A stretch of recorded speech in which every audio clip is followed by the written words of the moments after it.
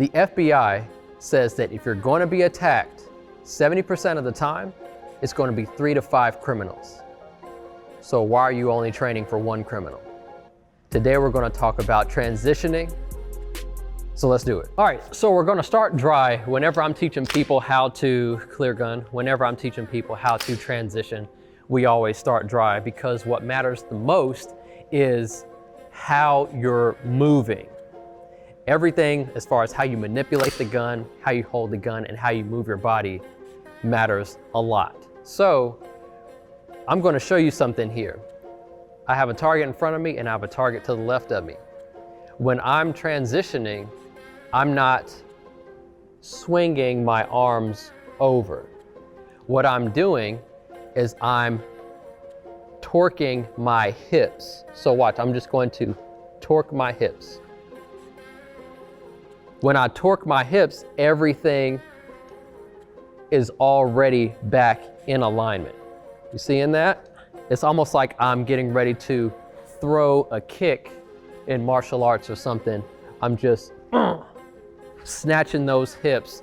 That's going to help set everything up. I'm not swinging my hands and then trying to stop on a dime and catch up. All right? So what you want to do first is you want to practice that. If you can't do this, then that's probably a mobility issue. I'm not a doctor, but you might want to go get some mobility exercises going, maybe stretch a little bit more. But what I want to initially do is swing my hips at each target and just get used to seeing these sights hit that target or whatever sighting system you have. See your sights cover the target. Get used to the movement first because we're going to stack it. Now, always check your gun. Checks are free. I don't know, I've maybe checked my gun 2 or 3 times at this point. After doing that, what we're going to do is I'm going to have my finger straight and away from the trigger, and I'm going to snatch my hips to a target and then press the trigger, simulating moving from one target to the next one. This is also a good dry fire exercise because if you snatch your hips and then you come to the next target and you jerk the gun down, you're knowing that you're really crashing through that trigger. All right, so you still have to maintain trigger control. Okay, now after you get some reps in on that, we start shooting. Okay, and one thing to add here is I know where these targets are. We're in an indoor shooting range. It's a controlled environment. I know where everybody essentially is. In real life, you don't know where everybody is. So when you're transitioning, you're going to look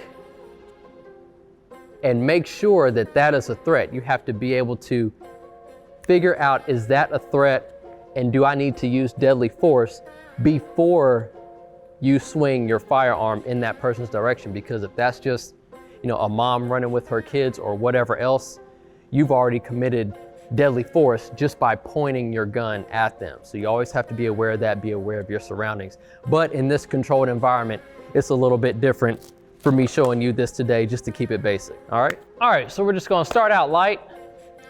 We're gonna shoot one, turn, shoot one, turn, shoot one, turn, shoot one.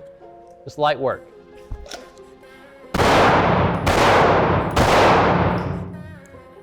Okay, now we're gonna try it again.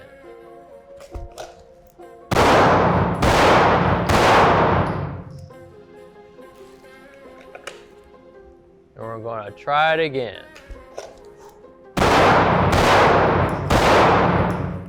All right, so just getting some warm-up shots in. They're all in the circle, whatever.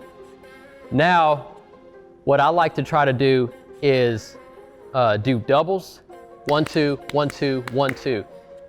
I will eventually try to do 3 shots. I'm gonna keep the round count low because I'm low on ammo today. I forgot my ammo. But I add more rounds when I'm shooting to help get more feedback about my grip. Because it's easy to just shoot 1, 1, 1. But when you start shooting 1, 2, 1, 2, 1, 2, 1, 2, 3, 1, 2, 3, 1, 2, 3. Average person takes 3 to 5 shots anyway. You can start to see, oh, my shots are falling apart, especially with me shooting at speed. So I always want to keep everything solid for myself and not lie to myself. If my grip is deteriorating and I'm throwing shots, then my grip's deteriorating and I'm throwing shots. So we're going to do 2.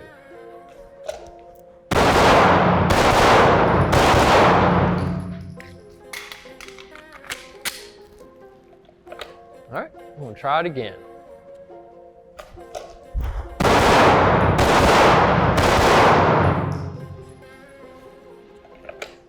And one more time.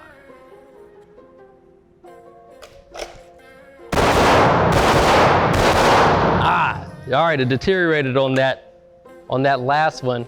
And I felt it because I saw that shot hit the circle, and then I got in my head, did all right on that one, and then it fell apart on the left. But this is good. What we can then start to do is add a timer. So let me grab a timer real quick. All right, so how I have people start out when we start using the timer is we get a gauge of what time they're doing, because I can just say, oh, you need to be able to do it in 2 seconds. But when I'm trying to help people get to 2 seconds, we see what they can do it in with the stress of the timer being present. And then we see how far we can push it to get them to whatever arbitrary time I'm trying to get them in for them to progress and get better. So I'm going to shoot these. We're going to see what my time is, and now I'm going to start pushing it. All right, I'm ready.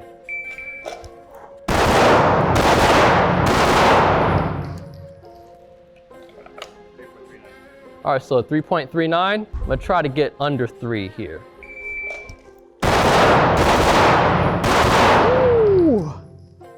3.17. 3.17. All right. I felt slightly like I was going to push it, so I stalled on that last set.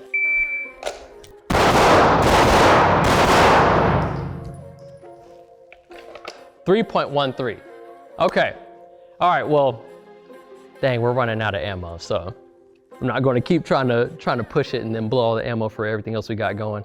But I set a goal. I saw what I was at, and then I set a goal to get a little bit further beyond that, to push myself. 3.13. I threw 1 out.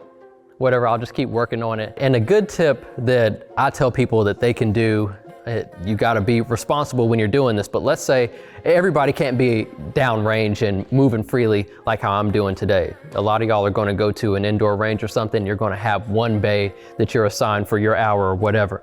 So in order to get the reps in, you can point at somebody else's target. They're not going to know. So you can point at somebody else's target, and then in order to get that rep of being able to move your body and it not just be dry at home, but actually have some consequence, so to speak, of you then firing your gun, you can point dry, or you can point at the person, like if you're in lane 7, lane 9's target, and then snatch it over to your target and start shooting. And then you can start on pointing at lane 5's target, and then snatch it over and start shooting.